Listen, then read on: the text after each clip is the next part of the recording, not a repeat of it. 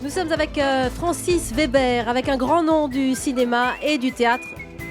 Et avec ce refrain, par exemple, cette ritournelle que vous connaissez bien. Les compères, c'est lui. Le dîner de con, c'est lui. Le placard, la chèvre.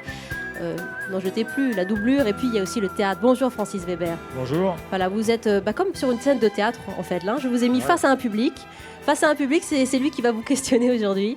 Et nous sommes ravis de vous inviter. Je suis ravi d'être là, moi, surtout. Hein. Je peux passer la journée. Vous pouvez passer la journée et continuer à commenter l'actualité avec nous si ça vous intéresse. En tout cas, nous sommes ravis parce que vous êtes très polyvalent, on le sait bien, scénariste, dialoguiste, réalisateur. Aujourd'hui, vous remettez en scène pour la 2e saison Cher Trésor et votre François Pignon, incarné par Gérard Jugnot, avec une histoire formidable parce que cet homme est au chômage et cet homme va s'inventer un contrôle fiscal pour exister aux yeux des autres. Voilà le résumé de cette pièce. Ça vous est venu... Parce que vous avez un problème avec les contrôleurs fiscaux. Déjà, dans le dîner de con, il y a ce Lucien Cheval, Daniel Prévost. Vous les aimez vraiment pas? J'en ai eu 2 contrôles fiscaux.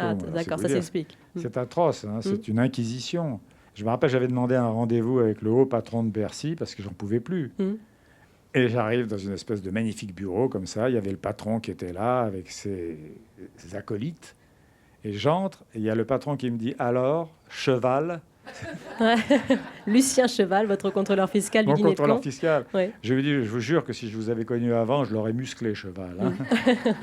Mais en tout cas, c'est une pièce qui est au cœur de la vie de crise que l'on peut vivre en ce moment et de la nécessité d'exister à côté de cette crise. Et il y a un truc qui est très curieux, c'est qu'on écrit une pièce, bien évidemment, 1 an ou 1 an et demi avant qu'elle passe sur scène. Et à l'époque, j'avais une réplique où il y a la décoratrice de l'appartement qui dit à Jugnot... j'ai un gros client qui s'y connaît en fraude, c'est un ancien ministre. On a cru que je l'avais ajouté à cause de Cahuzac. Non, ça a été écrit il y a 2 ans. Ouais, vous voyez. Ouais, vous pourriez faire de la politique aussi, alors, Francis Weber. Alors, plusieurs questions dans le studio d'Europe 1 pour vous, notamment. Allez, monsieur, c'est Hakim, je crois. Toujours. Allez-y, Hakim. Après vos nombreux films, vos pièces de théâtre, et là encore, vous écrivez, d'où vous vient cette inspiration continue et jusqu'où finalement vous irez? Francis Je me Weber. dope, en fait. Non, en fait, on ne sait jamais d'où ça vient. C'est ça qui est extraordinaire, c'est que vous naissez, il parlait de génétique, le médecin tout à l'heure, vous naissez avec une génétique de conteur. C'est-à-dire que vous aimez raconter des histoires, vous faites rigoler vos copains en classe, vous avez des heures de colle à cause de ça, vous faites rigoler vos copains à l'armée, vous pouvez faire de la tôle, et puis un jour, vous en vivez. Mais ça date réellement d'il y a très, très, très longtemps. Et mes parents ne voulaient pas que j'écrive, parce que mon père était écrivain, ma mère était écrivain, ça ne marchait pas du tout. Alors ils me disaient, fais un vrai métier. Ils disaient un métier avec un fixe. Et je me souviens, j'ai fait 4 ans de médecine. Et c'était abominable, parce que je détestais ça. Je peux raconter très vite ma première malade? Bien sûr, vous avez été médecin 4 ans. Non, pas médecin, j'étais étudiant. Ah non, étudiant, oui, pardon. J'ignorais cette Ma première malade, c'était une dame qui s'appelait Madame Renard, je me rappelle, et qui avait une leucémie myéloïde, qui est la leucémie des adultes.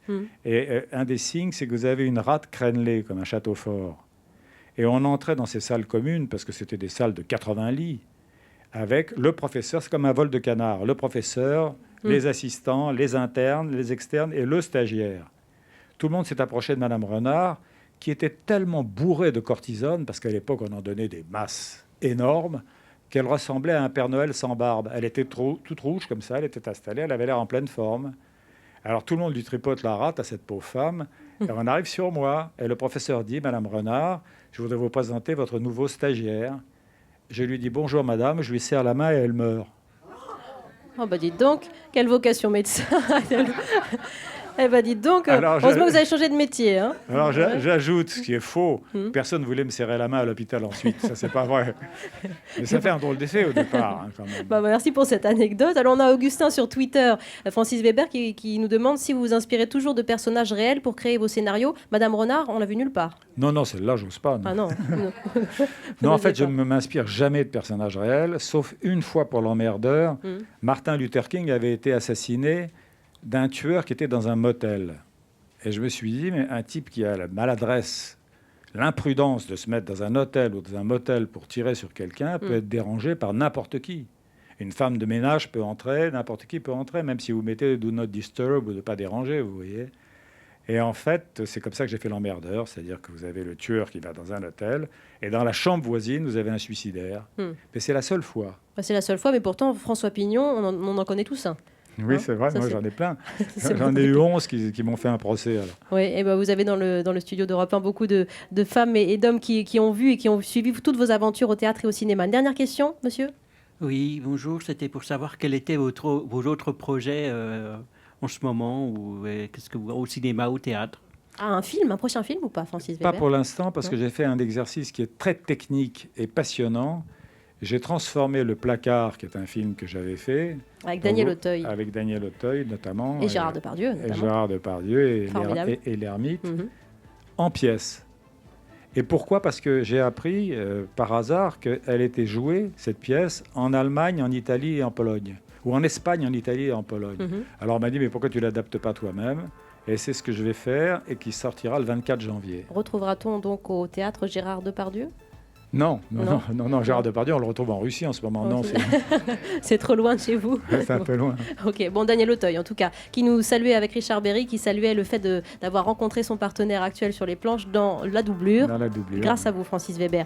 Merci beaucoup, cher Trésor. Deuxième saison Merci. au Théâtre Merci. des Nouveautés avec Gérard Jugnot, Alexandra Vandernotte notamment, que vous mettez en scène. À très bientôt, Francis Weber. Merci pour ces anecdotes. Hein. Merci beaucoup. Croustillant.